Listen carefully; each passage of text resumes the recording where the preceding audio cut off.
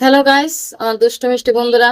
তো আজকে একটা বাস্তব গল্প আপনাদের সামনে তুলে ধরবো। তো অবশ্যই আশা করি আপনারা গল্পটা ভালো লাগবে, পুরোটা গল্প শোনার পরে ভালো লাগবে। তো আমার খুব কাছে ক্লোজ বান্ধবী, তারই একটা গল্প আমি বলবো, তো আপনারা শুনতে থাকবেন। আমার এক বান্ধবী, তো হঠাৎ করে তার এক বান্ধবীর বাসায় বেড়াইতে গেছিল। বেড়াইতে যাওয়ার পরে হঠাৎ করে রাত্রেবেলা, কারণ গ্রামে তো বোঝেনি রাত্রেবেলা বাহিরে টয়লেট থাকে, ভিতরে না, গ্রাম সিস্টেম তো বুঝেনি। তো ওখানে সে বেড়াইতে গেছিল, বেড়াইতে যাওয়ার পরে সে টয়লেটে যাইতেছিল বদনা নিয়ে। পরে 10-15টা পোলাপানে, সেও খুব সুন্দরী আছিল আমার বান্ধবীটা। 10-15টা পোলাপানে তারে মুখে চাপ দিয়া উঠায় নিয়ে গেছে। উঠায় নিয়ে যায়া এক বন্দের মধ্যে, অনেক দূরে, আশেপাশে কোনো বাড়িঘর নেই, এক বন্দের মধ্যে তারে মুখের মধ্যে চাপ দিয়া, তা একটা ডিপটি মেশিন আছে, ওই যে খেতে যে পানি দিয়ে, আপনারা তো চিনেনি, বিশেষ করে গ্রামের মানুষগুলা বেশি চিনবেন। এই ডিপটি মেশিন দিয়ে যে পানি দেয় ক্ষেতের মধ্যে, ওই ডিপটি মেশিন এর ঘরের মধ্যে কেউ যায় না, কেউ যায় না। যায় না, পরে ওখানে মেয়েরে অজ্ঞান কইরা রাখছে ঘুমের ওষুধ খাওয়ায়। দিনের বেলা অজ্ঞান করে রাখে, আর রাত হইলে এই 15টা ছেলে যায়া তারে ইপটিজিং করে, নির্যাতন করে। এটি তো আপনারা বোঝেনি নির্যাতন কি। তারে নির্যাতন করে, আবার যখন দিন হয়ে যায় তখন তারে আবার ঘুমের ওষুধ খাওয়ায়া ঘুম পাড়ায় রাখে। আবার প্রতিদিন রাত্রে এইভাবে যায় নির্যাতন করে। তো এইভাবে 4-5 দিন হয়ে গেছে। তো আমার বান্ধবীরা, আমার বান্ধবীর মা বাবারা, আর ও যেখানে বেড়াইতে গেছিল তার ওই বান্ধবী, তার বান্ধবীর মা বাবারা তারে খুঁজতেছে, খুঁজতেছে খুঁজতেছে। পরে 4-5 দিন হয়ে গেছে, কই গেল খুঁজে পাইতেছে না। পরে কোনো খোঁজ খবর নাই, খোঁজ খবর নাই। পরে তারা খুঁজতেছে খুঁজতেছে, পরে এক লোকে বলতেছে কি যে ইয়া, বন্ধে তো এক ডিপটি মেশিন এর প্রতিদিন এক মেয়ে ঘুমায় থাকে, ওই ডিপটি মেশিন এর ঘরের ভিতরে ঘুমায় থাকে। তারপরে তারা গেছে, ওই আমার বান্ধবীর বান্ধবীর মা বাবারা গেছে, যায়া দেখে সে ঘুমায় লিছে। পরে সন্ধ্যার সময় গেছে, গিয়া দেখে ঘুমায় লিছে। পরে রাত্রের অন্ধকারে আমার বান্ধবীরে, আমার বান্ধবী তার মুখ দেখাইতে পারবো না। তারপর আমার বান্ধবী বলছে আমার কথা, যে আমার এক বান্ধবী আছে ওই এলাকায়, খুবই খুবই ক্লোজ বান্ধবী, কাছের বান্ধবী, ওর কাছে আমার নিয়ে যাবে।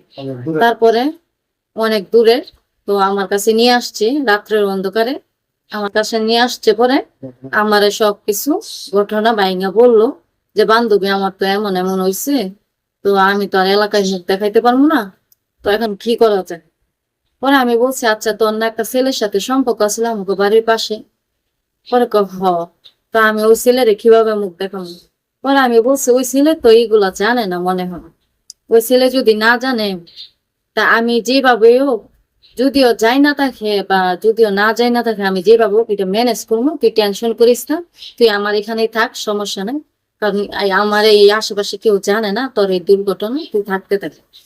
পরে এইভাবে থাকতে থাকছে। তো আমি ওই ছেলের সাথে কথা বলতেছি, ওই ছেলের সাথে তো বিয়া শাদী যদি আমি দিই তাইলে তো আমার একটা মীমাংসা করতে হবে। তারপরে এইভাবে 2-3 মাস হয়ে গেছে, 3 মাস হয়ে গেছে ওই ছেলেকে আমার ম্যানেজ করতে করতে। বলতেছে না, হ্যাঁ একটু একটু শুইনা ফেলছে যে এই কাহিনী হয়েছে। তারপরে হ্যাঁ বিশ্বাস করে, আবার বিশ্বাস করে না। তারপর সে কি করলো, বলতেছে শুনো, আমি যে ওরে বিয়ে করবো, ওর এগুলা হয়েছে আমি শুনতেছি, কিন্তু আমি সরাসরি দেখি নাই। পরে আমি বললাম যে দূরে যাই, এগুলা বাদ দাও, দিয়া ওরে বিয়াটা করো। তোর তো বিয়া করবো ঠিক আছে, আবার এদিক দিয়ে কি হলো দর্শক ভাইয়ের আপুর, আপনারা শুনেন। এদিকটা আবার তার পেটে 2-3 মাসে 3 মাসের বাচ্চা হয়ে গেছে, কারণ 3 মাস লাগছে ওই ছেলেটাকে আমার ম্যানেজ করতে। তো এখন তো তার কাছে আমার বিয়া দেওয়া লাগবে। তো 3 মাসের বাচ্চা লয়েই আমি ওই ছেলের কাছে বিয়ে দিছি। ওই ছেলের কাছে বিয়ে দিছি পরে ওই ছেলে মাইনা নিছে, মাইনা তার বাড়িতে উঠায় নিছে। উঠায় নেওয়ার পরে তো সে বলতেছে যে, মানে ওই ছেলে বুইচা পালাইছে, তো আস্তে আস্তে তো পেট বড় হয়ে গেছে, 4-5 মাস হয়ে গেছে ওই ছেলের কাছে বিয়ে দেওয়ার পরে। পরে বলতেছে এটা কিভাবে সম্ভব যে বাচ্চা, হ্যাঁ ছেলেরও তো মান সম্মান আছে। তো না বইলা ছেলে মাইনা নিছে যে কিভাবে পেটে বাচ্চা, আমি বিয়ে করছি মাত্র 2 মাস হয়েছে, 5 মাসের বাচ্চা কি কইরা হইলো তার পেটে। তারপরে মান সম্মানের দিকে চিন্তা করে ওই ছেলে মাইনা নিছে, মাইনা নেওয়ার পরে সবকিছু তো মাইনা নিছে। তো দর্শক ভাইয়ের আপুরা, আমি আর বাড়াইতে চাই না কথাগুলো। তো আমি কি কাজটা কি ঠিক করছি না ভালো করছি সেটা আপনারা কমেন্টের মাধ্যমে আমাকে জানাবেন, কারণ আমারই খুব কাছের বান্ধবী। কাজটা যদি ভালো করে থাকি সেটা আমাকে কমেন্টে জানাবেন, আর যদি খারাপ করে থাকি সেটা আমাকে কমেন্টে জানাবেন। তো আমি আর কি বলবো, তো সেই অনুযায়ী আপনারা ভালো থাকবেন, সুস্থ থাকবেন। আর আমার এই গল্পের ভিডিওটা গল্প না, এটা একটা বাস্তব কাহিনী। আপনারা বেশি বেশি করে শেয়ার করে দিবেন, যাতে আরো বান্ধবীর কাছে চলে যায়, তারা হুঁশিয়ার থাকতে পারে। ঠিক আছে, তো সেই অনুযায়ী আপনারা ভালো থাকবেন, সুস্থ থাকবেন। আল্লাহ হাফেজ।